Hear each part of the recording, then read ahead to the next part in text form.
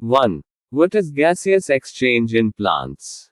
Gaseous exchange in plants refers to the movement of CO2 and O2 between the plant body and its environment, primarily through diffusion. 2. Which structures are involved in gaseous exchange in plants? Stomata and lenticels are the main structures involved in gaseous exchange. 3.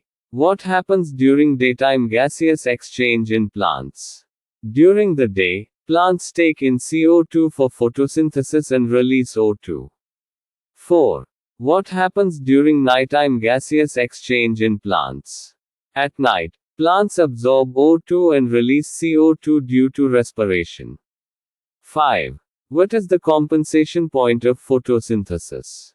It is the point at dawn or dusk when the rates of photosynthesis and respiration are equal, resulting in no net gas exchange. 6. How do root epidermal cells contribute to gaseous exchange? Root epidermal cells exchange oxygen and carbon dioxide with the soil air for respiration. 7. What are mesophyll cells? Mesophyll cells are thin-walled living cells in leaves adapted for photosynthesis. 8. What are the types of mesophyll cells in dicot plants? Palisade mesophyll, tightly packed, elongated cells, and spongy mesophyll, loosely arranged cells with spaces. 9. What are bifacial leaves? Leaves with distinct upper and lower surfaces containing both palisade and spongy mesophyll layers. 10. What type of mesophyll is present in monocot plants? Monocot plants have only spongy mesophyll cells between both epidermal layers. 11. What are stomata? Stomata are tiny openings on leaf surfaces surrounded by guard cells that regulate gas exchange. 12. What is transpiration? Transpiration is the loss of water vapor from plant surfaces, mainly through stomata. 13. How does transpiration aid in gas exchange? Transpiration facilitates gas exchange by keeping stomata open during daylight hours. Transport in plants. 14. What is transport in plants? It refers to the movement of water, minerals, and organic solutes within the plant. 15. What process is involved in water movement between plant cells? Osmosis is the process responsible for water movement.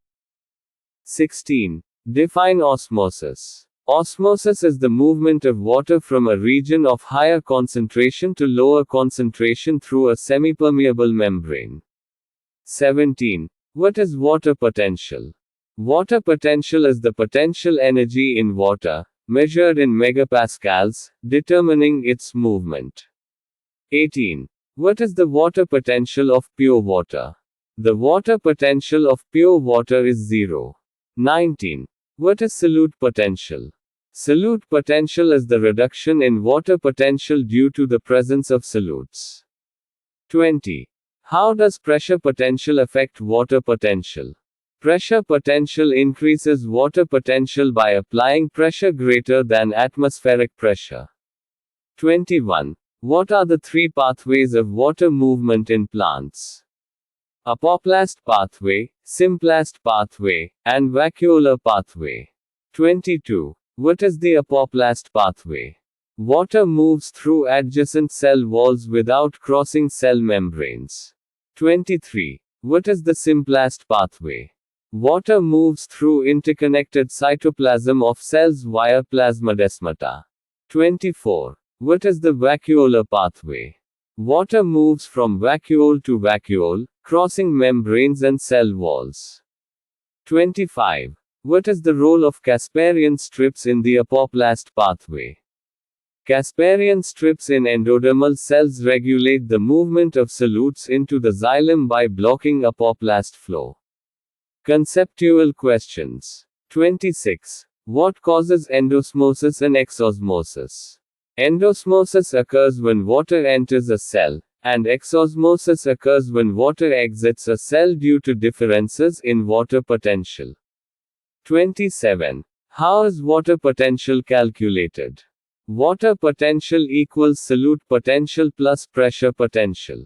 28. Why is solute potential negative? Solute potential is negative because solutes bind water molecules, reducing their free energy. 29. What happens when a plant cell is placed in pure water? Water enters the cell, increasing turgor pressure and making the cell turgid. 30. What happens when a plant cell is placed in a concentrated sucrose solution? Water exits the cell, causing it to lose turgor pressure and become plasmolyzed.